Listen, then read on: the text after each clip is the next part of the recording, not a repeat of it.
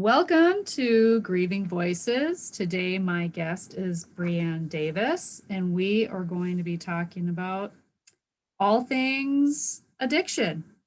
Ooh. And yeah, not sexy like grief, like we were talking about before we hopped on, but definitely topics that are worthy of discussion. So, thank you so much for being here and to share your story. Oh, thank you for having me. I'm really excited to be on with you today. Perfect. So, you come from Hollywood.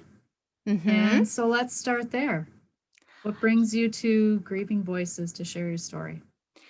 Well, when I heard about your podcast, being from Hollywood, it's all like, fantasy, like everything's pretty and filtered and sexy and exciting. And then to come and talk about the grief. And I've had a lot of grief in my life and I've had a lot of amazing things happen in my life. But the one thing I've grieved the most with, especially with my addiction in Hollywood, being a sex and love addict, the last 11 years of recovery, is the loss and the grief of my old self, of my past life. And I haven't really talked about that process of losing who you used to be and becoming a new person with anybody ever before. So that's why I wanted to come on and speak with you today. So, how would you say that you identified yourself as all those years before versus today? I think the easiest way to explain it, if you don't understand addiction, is I was a shell of a person, that I was never fully whole. I think I lost myself very young at the age of 6 when I had molestation and a trauma. I think a part of me disconnected from myself. And then when I hit about 12 years old, it was the first time I cheated on a boyfriend and, like, kissed another guy, and my entire body, like, disconnected from myself, and I almost remember, like, floating outside of myself and going, "Ooh, that is the best high in the world. It's this secret. It's, like, exciting," and that is what I think the final cut from my core self. So from 12 until 27, I was an active sex and love addict, and I was always playing a role. I was always looking for outside things to fix me, and my addiction mainly was people. Hmm. Because you didn't understand how to give yourself the love that you needed, right? I mean, Yeah, I don't want to put words in your mouth, but no, that's beautifully said. I mean, I think that's what people don't understand about this addiction or any addiction really. Underneath, the drugs, the alcohol, the shopping, the eating, the gambling, the sex, whatever it is, whatever ism you decide to use. And I believe everyone has a little ism where they don't want to feel their feelings. But it's the same thing. It's fear of abandonment, fear of intimacy, fear of not being enough, no self-worth, like low self-esteem, no self-love. And I didn't realize now 11 years later in my recovery that this is the first time in my life that I truly love myself, where I can look in the mirror and love who's looking back at me. But I have to tell you, until probably a decade when I got my 10 years, I still miss the old me, like, there was parts I still miss. I'm going to say a phrase to you and I want to get a feeling for I want to see how you feel about it. Okay. Um Trauma is what happens and grief is what's left. Totally, totally. I mean, when trauma happens to you, a part of you is taken away, and you are constantly mourning what was taken away from you without your consent or without we have no control over this life, and we want to believe that we do, and unfortunately, when you realize you have no control or you're trying to get it, you're always reaching for something to control, and that leaves grief because that is what's left. So, what has been the most helpful to you in finding the awareness of where all of that is stemming from, where the addiction stemmed from. Well, like it took a really long time, and I'll just give a little backstory of my process of getting into the program and going through that because I didn't know 11 years ago. I just felt, and I say this a lot, I just felt like I was broken and that I didn't have that gene that could fully be intimate or fully connect to another human being. I just thought I was like, I was just missing. I never wanted to get married. I never wanted to have kids. Um, I just kind of wanted to be this enigma. Like you never knew what you were going to get. And that to me was so enticing, and that's what I really miss, that, like, mystery of myself, of the fake self. I like to call it the addict self and the real self. So the addict self, there's this mystery, there's this untouchable, you can never quite I have secrets, you can never quite know me. And when I got into the program, I there's these 40 questions. If you think you're, struggling with addiction or especially sex and love addiction, you can go online and there's these self-diagnosed questionnaire and slot and you can fill it out. And my number was out of control. It was 38 out of 40. And I walked into the rooms on a Wednesday night deep in the valley of Los Angeles, and I was with probably like 30 to 40 other people completely different from me. And I was listening to them and I just started crying. And I didn't cry because I was sad. I cried because for the first time in my life, I wasn't broken and I wasn't alone in my struggles. And that was the really process of me digging deep and seeing why I did the things I did. And this took 8, 9 years of therapy going twice a week on top of working the 12 steps, which took me almost 10 years, 9 years to complete. Um, and really digging. My therapist used to tell me you have to dig through the shit, like internally, to get to your gold. So whenever I was crying or going through withdrawal, I just kept telling myself, you're digging through this shit to get to your gold. So that process of looking back at the trauma, because I didn't remember the molestation, um, looking back at, not having the tools to see what a healthy relationship is, looking back at all the masks I put on to be another person, to be a false me, and then putting my career, which I become another person, um, looking at like, why did I pick this career? There's so much rejection, there's so much abandonment. You're used pretty much what you look like on the outside. You're a product. And my therapist told me, you picked the worst career for your addiction. And so the first year of my sobriety, I didn't work. I couldn't walk into a room and be a person when I wasn't even a person. And I had to go through 9 months of terrible withdrawal, crawling on the floor, crying. The grief of shedding that false skin I was wearing my entire life. And that was the worst pain I don't wish it on anyone. And when I got through with it at 9 months, I literally woke up 9 months and it lifted, like this with pain lifted, this grief. And I had this one moment before that happened where I sat in my bed and tears were falling down my face and my mouth was open and it was like a snake of grief was coming up and I couldn't close my mouth. I was like just bawling, and I looked at the clock and 45 minutes had passed when I finally stopped crying. So after that grieving process and shedding the skin, then I had to learn how to function in this new person. And now I have so much peace and serenity, and I don't look outside of myself to fill me anymore. So what does fill you up nowadays?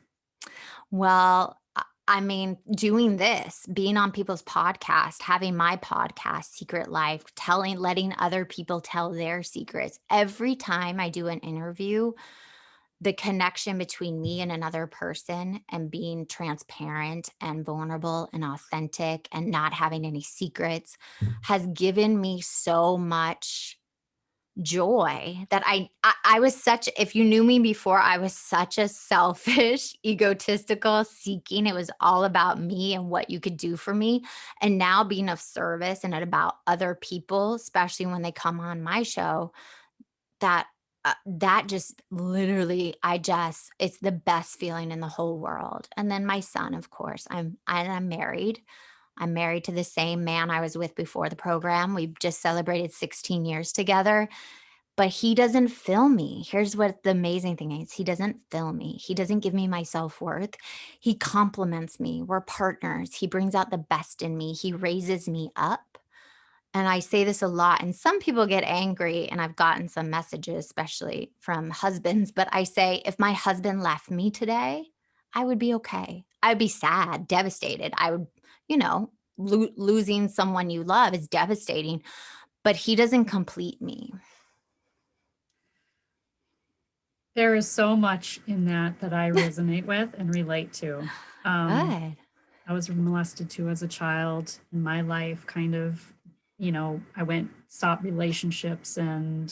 and sex and in grief recovery, we call them STIRBs, the short-term energy relieving behaviors. And I resorted to Oh, alcohol and all these things. And I'm 1 year sober last November. And so, yes, congratulations. but congratulations to you as well. I feel like Thank you. there's so much similarity Mhm. in stories. And here's the thing, like, you don't have to be in Hollywood. You can be in rural America. And everybody puts their pants on the same way. Yep, and we all Everybody, die. We all die in the yep. ground. We're all the same. I And agree. yeah, and we experience life in its ups and downs and, the sorrow and the joy. And one thing you said that I want to come back to also is that I tell my husband, and I love that you said that. And I almost knew what you were going to say because I've said the same thing to my husband. It's like, I don't need you, but I want you. Yeah, That's the difference. yeah, So yeah, I love that you brought that up. And I feel like if there's people out there that feel like they need, ask yourself, why do you need yeah. whatever it is? Why do you need alcohol? Why do you need a relationship or a man or a female in your life or, whatever it is? Um, so thank Be you for bringing that up. yeah, because you don't need anybody. Once you start filling yourself with your own love, like, you honestly this is the work that no one can take away from me. Any job I get, person that comes in my life, money, all of that can be stripped away. But I still have this core thing that I will go to the grave with. And it's mine and no one else's. And that is something I never had before. If you gave me a job, it was everything. If a man was in my life, it was everything. If I got like nice clothes, it was everything, or a car, and it's just, this is something you can do for yourself that's just for you. I almost think of it like you're Mr. Rogers, except Mr. Rogers, he changed his sweater. It's like you put on a different sweater when you're looking at the outside world to, it's like, well, what do I want to be today? Or who do I want to be today? And who's around me and who's going to influence which jacket I put on, Yeah, And that so makes sense. yeah, it's finding yourself, who you were before everything happened. Yeah.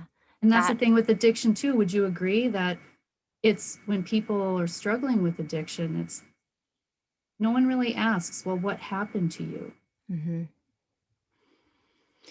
Because I feel like if you do the work, you get to that, but most of the time, an addict acting out doesn't even know why they're doing the things you do.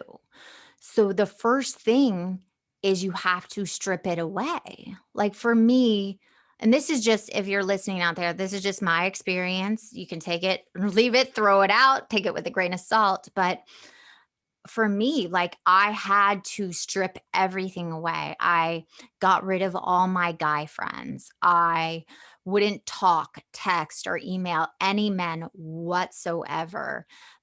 If a waiter walked up to me, I would not make eye contact because I realized I was raping their energy even just a stranger, even just a guy friend, I would use them in some way to get fulfilled, even if nothing romantic was happening. So I really just took away all male attention, everything you could think of, and just stripped it down and said, like, I can do that. If I do this, I only have to do it once. And then you bring it back in your life after you look at the why, after you dig deep and see, why is this pattern keep playing out in my life? Why do I keep doing the same thing over and over again with different people? But the first thing you have to do is get rid of your ism, or you're never going to figure it out. You're never going to fully grieve. You're never going to go through that withdrawal. And I did an interview the other day where this doctor, and I'm not going to mention names, he was talking about a lot of addicts go and like run triathlons or take up, like hiking or extreme mountain climbing, something extreme, because you have to, when you take something away, like an addiction, you have to put something in its place so you don't have to fully feel your withdrawal. This is what he said. And I was thinking, no, dude, I didn't argue with him. It wasn't my show. But I was thinking, like, no, you need to go through withdrawal because you're just substituting. So you have to everything to then see the why, to then grieve the why, and then get on the other side of it and rebuild yourself. I 100% agree because actually that's one of the myths of grief. Replace the loss. Right. You can't. So, yeah. There's many therapists out there that are not versed in grief, like grief itself, in the all the ways that we learn as children and how that influences our behavior as adults. So let me ask you this. Mhm. When you were a child, now I know you said you didn't recall the molestation until much later as an adult, is that correct? Yeah. But as a child, how was grief? Was grief something? And you said you had a lot of other loss. So how Yeah. was grief talked about as when you were a child, or was it at all? No, no, it wasn't at all. And I talk about it. I have a book coming out. It's called Secret Life of a Hollywood Sex and Love Addict. And I really go into the moment I realized the molestation. And all I remember from it was, like, laying back in leaves, like, it was fall time, and I'm from Georgia, so a lot of leaves and I remember looking up at the sky and, like, just seeing, like, the leaves fall, and that's all I can remember from that moment, and when that came out of me, when I realized it with my therapist, I just it was like a guttural reaction. It was like a beast was coming out of me, letting it go. And doing that, I realized how much grief I was holding from my childhood that I never had words to go to. Um, Another secret, and I've come out with it recently, is that I'm dyslexic and I have ADHD. And I talk about this moment with my mother when I was 4 years old, trying to learn the alphabet and doing flashcards. And this I was looking at her trying to help me, and she was bawling her eyes out, and I never understood why. I thought something like I was stupid and she was frustrated with me, or she didn't, like, I don't, as a child, if someone's just crying and not explaining and not saying, "Mama's just worried about you. Mama's wanting to help you and I don't know how." Like putting words to it, talking about her grief with, the difficulty of helping a child learn, which, as I have a 3-year-old now, I understand it now and doing the work on it, but that was never talked about. And I carried that just until recently, until I started writing the book, because my husband was like, you need to write," and I'm like, "I'm not a writer. I'm dyslexic, like, I have ADHD, like, I switch words sometimes," and he was like, "Come on, no, you don't have to tell anybody," and the book came out of me, the first draft came out in 45 days, and it was like, and I talked about that moment, and I really dig deep, and I realized, my parents didn't have a great marriage. They never talked about it. They fought a lot. I'm not they would say these things and nobody ever talked about why or apologized for fighting in front. So there was so much grief and loss in my family that nobody ever talked about. And I've been carrying it my whole life. And we do, because Mhm. it's a photographic emotional memory. And I don't know if you've ever read Trauma, The Body Keeps the Score. I have read bits and pieces of that. Yeah. It's a tough read. It's hard to read. Yeah. I Yeah. haven't gotten through it myself, but Oh my God. There's so many of those books that you start to read and they recommend, and you can literally get through a page of it. And then I want to like throw it against the wall. yeah, it's really difficult to read. Hmm. First, thank you for sharing all of that. Oh, you're Um, welcome. is that a common, and you're not the first actress that I've heard that was dyslexic and chose to be an actress. Is that something that is common and not really talked about? And that because with acting, you can kind of ad lib, right? No, people think that No? you can know any television. Any movies, cannot ad lib unless it's specifically like a Judd Apatow movie. They allow ad lib. Certain directors add it, but usually when things are greenlit, like especially television shows and comedies, it's word for word. You have to remember. Literally, they'll stop you and say, "You forgot the and." So when I started acting, I didn't talk about being dyslexic. My team didn't know I was dyslexic. So I would get an audition and it would be the next day. And it's just so you guys know, an audition is like 9 pages. It's not just like 1 or 2 pages, it's 9 pages. And if you're dyslexic like me, you usually have to memorize it because acting like a person, looking down at lines and then looking back up, it's really hard for me. So I like to memorize it, so I really, it took a while, but I got the muscle where I could pick it up quickly and then, the next day I'll forget it. But not many actresses are and actors. I know Tom Cruise is. There's just like a handful of us, but it's still very embarrassing. I mean, if you look at my scripts, if there's certain last names that aren't normal last names, I have to have someone tell me how to say it, and then I phonetically write it a different way because my brain sees it differently. So on all my scripts and everything is crossed out and and spelled differently and stuff. And I used to be really embarrassed about it, especially if I'd go and work with a director and he would look at my sides and it looks like a child did it. But I'm to the point now where I'm like, I don't care as long as I do my job, then who really cares? But it took a long time to get there for me. And where did the confidence come from within you to even pursue that then? I came from a mother, which she is like no holds bar, workaholic. She's like almost fearless. She's was the breadwinner of the house. So the mom I came from, if you can imagine, she was like a New York City ball buster. And, with all her flaws, one of the things she instilled in me is like determination. So if someone told me no, I would like find a way to make it a yes. And I think that's what I got from my mom, the willingness to keep going against all odds. I love that. That's amazing because look how it transformed your life. But Yeah. how much of that though, and does it, when you look back then, does it feel like almost a double-edged sword? Because did Hollywood kind of perpetuate then this addiction as well?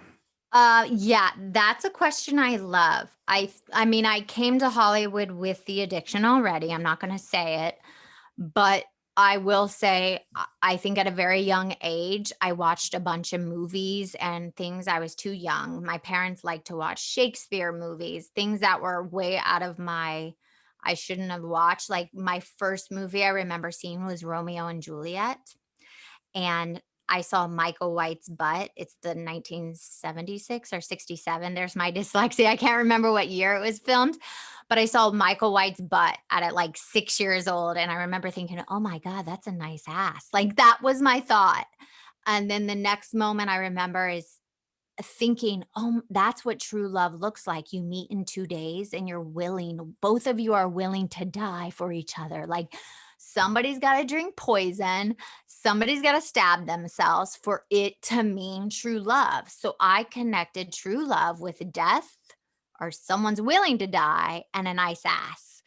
And definitely Hollywood has amplified that. I mean, going and shooting shows like Six or Lucifer or True Blood, especially if there's a love scene, when you walk on set, you have to automatically assume the position that that's my husband, that's my boyfriend, that's the person I'm interested in the script. And I'm not a method actor, but when I get on set, I transform into the person. And then as soon as they say cut, I break out of it. And I think for me, doing that, I also wore that that girl thing where it's like, I'm one of the boys. I can hang with you guys and talk about inappropriate stuff, and I just let it roll off my back. And I'm a cool chick. And really, underneath, I'm a scared little girl that was taken advantage of as a young age, you know, grew into my looks at 11. Older men started hitting on me. I didn't earn this. This was just genetics. It doesn't mean anything about me. But when you're a young girl and going into Hollywood and then you getting that attention, it can warp your sense of what is right and what is wrong and what is appropriate and what's not appropriate. So I feel like Hollywood amplified it. But here's the good thing, I was never in the Hollywood scene. I didn't go after men that were rich and powerful because I wanted to have the power and control. So I didn't get sucked into the Hollywood world, which I'm really grateful for, but I definitely made a lot of damage in my wake. And I had to make a lot of amends, and I'm still making living amends to people. And I imagine that had a lot of shame, carried a lot of shame with that. Yeah. Yeah, I mean, for a long time, but the beautiful thing about walking through that grief, walking through that pain is then the shame is lifted because that's not who I actually am. That's something I did and I'm not proud of. And there's something about taking ownership of it and saying, I did wrong. And I promise never to do that again. And actually walking that path, the shame like lifts. And it's not attached to me anymore. And I feel like too, I think shame is something that perpetuates addiction. It's what Mm, kind of keeps people in addiction yeah. too. It's that shame cycle, man. It's like a coat. Like you said, you just do the action or the drink or whatever, then you put on the shame coat and then you start all over again. It's like round and round circle. I like too how you said when you were writing your book, the process of writing your book, it was very obviously it was very therapeutic for you Mhm. and a lot of stuff came up. And I wrote a book too, and that I had the same experience. I had the exact same like Oh, I stuff love came up that. that yeah, stuff and I think that's the power in writing and the power of Yeah. writing our story. And people can do this at home. You don't have to write for the intention of writing a book or for anyone else to read. You can just write your story.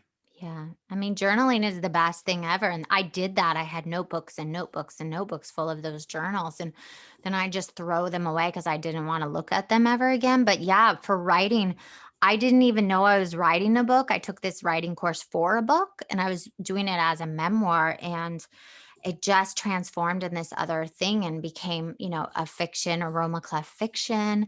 I named her Roxanne after the Police song. She's like a model of me. But the beautiful thing is I started having dreams of her experiences and like it took bits and pieces of other people I know and I made this whole other person that walks her first year of recovery. And a lot of my story, I would say about 60%, 60% is my story, and the other is like fictional or someone else's story. And all the characters' names are changed. You'll never know who they are. You'll never know which story is mine and what's not. But when I was writing chapter 5, 6, and 7, I don't know for you, but those were torture. It was about like the why, her main character defects, the one that was like tormenting her, all that stuff. I don't know if you wrote about that, but every time I had to rewrite chapter 5, 6, and 7, I just wanted to throw it against the wall and give up. I was like, "Ugh." It literally felt like this, "Ugh," you know? Did that Mhm. happen for you? Mine's more of a memoir. Oh, yeah. Um, yeah, I'm more of a nonfiction person, but I look forward. I would love to read your book. Oh my god, I would love it. I can send it to you. It comes out February 12th on Amazon, Barnes& and Nobles, everywhere. But mine was a memoir, but I just switched it. I felt like for one, I won't get sued because there's famous people in Mhm. it, and I don't want anybody to ever know who I'm talking about, even though you can try to guess. But yeah, I decided to it's like a memoir and a self-help book because I realized my first year of recovery, I created these other 10 rules to live by, and Roxanne uses those 10 rules and explains. Um, yeah, and I just found myself like when I was writing it, I realized every book I read while going through that first year was so educational. And it was almost like daunting every time I did step work or read like Love Addict from Pia Melody and all these sex addict books. And I wanted to write a book where like a normie or someone that's not an addict can read it, be entertained, but also get the lessons and understand an addict and a sex and love addict and their mental addict mind that just, is out of our control. I love that. I actually have to tell you this too. When our first daughter was born, I have 3 kids. So when our middle one was born, a girl, I wanted to name her Roxanne. And my husband said, absolutely not. Every time I'd say her name, I'd think of that police song. Oh my god, I love that because I could not think of her name. I could not. I was like, I don't know who this character's name is.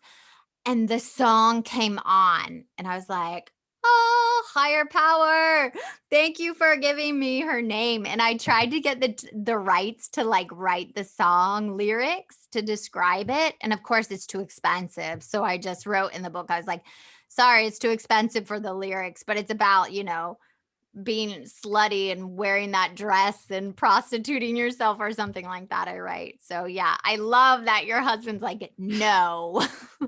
And I picture it too. I don't even know, like in the video, but is Roxanne a redhead? Because I picture when I hear Roxanne, I think of redhead. Oh, sorry to all the redheads out there. No, I don't know. I haven't seen that video. It was just on the radio, so I haven't seen the video in a long time, so can't remember, but But the vision of Roxanne in your book, is she described as a redhead? no, here, you wanna see the book cover? I just I thought got it was. the pro Oh, blonde. Okay, well, it's blonde. fitting. Yeah. But the thing is she could be anybody, and that's what I say in it. I say, she could be your mom, your sister, your friend, your cousin, like, this could be anybody, and, yeah, I made her blonde, obviously, because 'cause I'm blonde, but, yeah, she could be anybody. I mean, honestly, these stories are so universal. I've had a lot of people read them and a lot of people in my program, and they were like, "Yep, yep." So I'm really proud of it and I hope people enjoy it and I hope they see, like there is a way out of our craziness even if you're not a full-blown sex and love addict. If you're in a bad relationship, if you're with an unavailable person, there is a way out. You do not have to be in something that doesn't make you a good person. And that's what I say when people walk in the rooms. If your relationships, your friends, your family, your partner, whoever, if people in your life bring drama and don't show up for you, then there's a problem. Yeah, our environment is a reflection of Mhm. our internal environment and a mirror for us that probably there's something we need to work on within ourselves. Yeah. Um, so I have one more question. So what Okay. has your grief taught you? Okay. First thing, and this took me a long time, people, but grief can actually be your best friend. Grief can show you that there's some growing you need to do. There's some transformation that needs to be taken. There's some loss that needs to be let go of. And I didn't realize that when shedding my old skin and shedding my old persona, that yes, I will miss that person. Yes, there was something um titillizing. What is that word? There's something. Tantalizing? Yes, thank you. Mhm. About living that existence, but I had to walk through that grief, and doing that has brought me so much peace and serenity and able to process grief without holding it in how I used to. Because holding in grief and trauma and shame and secrets and all the other things, that's what causes disease. That's what causes, you to make bad decisions. And if I didn't allow myself to feel that pain and that loss, then I would have never learned that. And I would be on my deathbed alone, not truly intimate with anybody, not truly connected to another soul, and most importantly, not truly connected to myself. So let me ask you then also, your husband, Hmm. so he came into the picture before you went through the program and stuff. So, first of all, how did that relationship come about? And then secondly, do you feel like the inner work that you've done is what helped, probably helped him grow alongside you? Like, did he start doing his own inner work and things too? Because, it's like there's this paradox, right? When we start growing and evolving, Hmm. sometimes either people that love us and care about us, either they're going to come along for the ride or they're not. And Yep. obviously your husband did. So what was that like for you? Well, the beautiful thing, and I have to say, my higher power, God, universe, picked a man before that was already in a 12-step program. He has been in AA. He just celebrated 32 years of recovery. So I picked somebody that understood what addiction was. And I think that's the blessing of something bigger than me picking him. And I just remember we had this moment where our mentor died. It was before I went into the program. Our mentor died, and I thought I was over the cheating, the intrigue, the flirting when him and I started dating. And because he's like the best person I've ever met, I loved him as much as I could love somebody. And if we weren't together, I'd want to be his friend. Like, I really cared about him. So when our mentor died, I found myself 2 days later on location in another city, about to blow up our relationship, completely blow it up. And I remember sitting in my hotel room going, I thought I was done with this. Like, something is wrong with me. It can't be every other guy. It can't be that the butterflies go away. Like, something is really wrong with me. And reaching out to the therapist, doing the work, walking into Sex and Love Addicts Anonymous, and growing that first year of recovery, going through withdrawal for the 9 months, starting my step work, turning it over, finding a God, all of that. My husband and I didn't have sex for a year. Oh, he was my boyfriend at the time, but we didn't have sex for a year. And we both had a conversation that sounded something like this, like, if I have to get healthy and it breaks up our relationship, then that's what has to get done.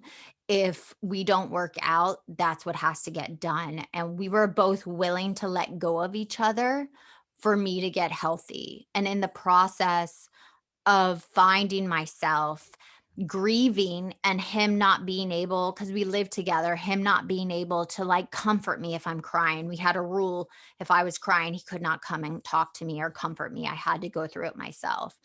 And I think us honoring those boundaries and understanding that this was bigger than him and I, that he'd worked his program and I worked my program. And luckily, we both grew, but grew closer. And it's brought us so much.